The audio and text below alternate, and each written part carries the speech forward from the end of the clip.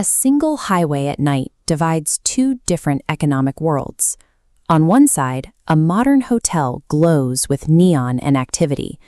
On the other, a small roadside eatery sits in near total darkness. This is Garib Kadaba.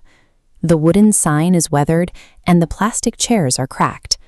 Inside, a man named Ramesh counts the few coins he has left, facing the reality of an empty dining area.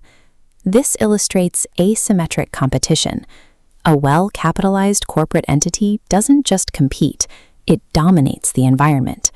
By capturing the majority of foot traffic, it effectively absorbs the resources the local business needs to stay afloat.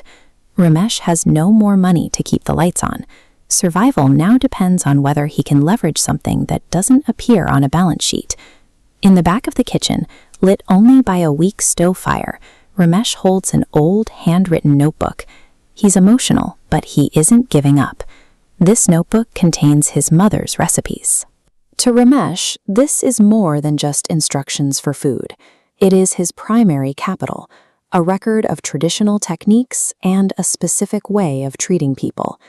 He decides to stop trying to match the hotel's luxury. Instead, he chooses to double down on the specific operational values found in these pages.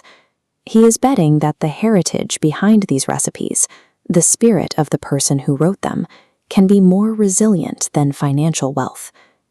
The next morning, Ramesh starts with the basics. Spices hit hot oil in a heavy iron pan, while the smell of fresh rotis drifts out. A man named Salim pulls up on a dusty old scooter.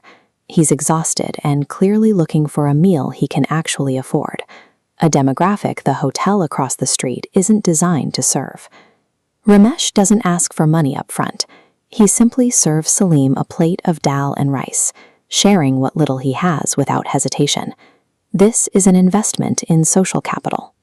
By providing a meal without an immediate financial return, Ramesh is building a level of loyalty that a transaction-based business rarely sees. Salim is no longer just a random customer.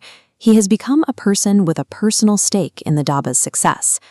The hotel manager crosses the road, clearly annoyed by the small crowd forming.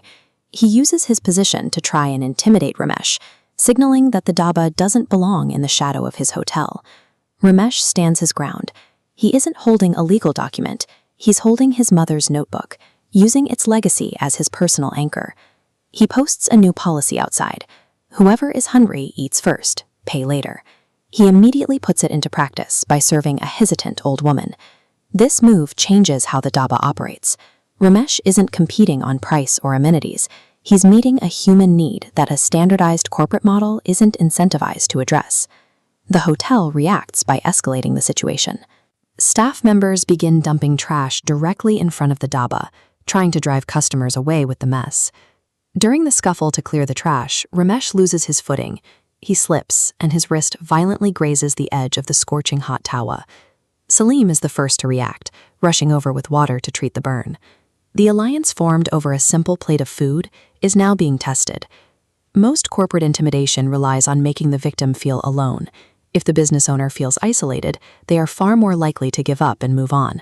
But by trying to physically push Ramesh out, the hotel has accidentally alerted the local community that their new social hub is under threat. The public reaction is immediate. People gather around, and several onlookers start recording the hotel staff's behavior on their phones. This shows how decentralized reputational damage works. By using mobile recording, the community creates a public record a central organization cannot ignore. Facing the digital evidence on everyone's screens, the landlord forces the hotel manager and his staff to retreat. Ramesh's initial decision to help others created a network of supporters.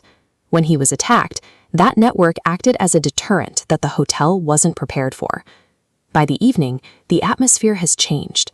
The dhaba is glowing with warm light, and a steady line of people are waiting for their meals. The kitchen is now a partnership. Salim handles the cooking, while Ramesh manages the rotis, both working in sync to keep up with the demand. The old woman from earlier returns, leaving a rose by the sign, a small gesture of thanks for the meal she received when she had nothing. Ramesh didn't just save his business, By sticking to his mother's values, he turned a struggling stall into a community staple people will fiercely protect.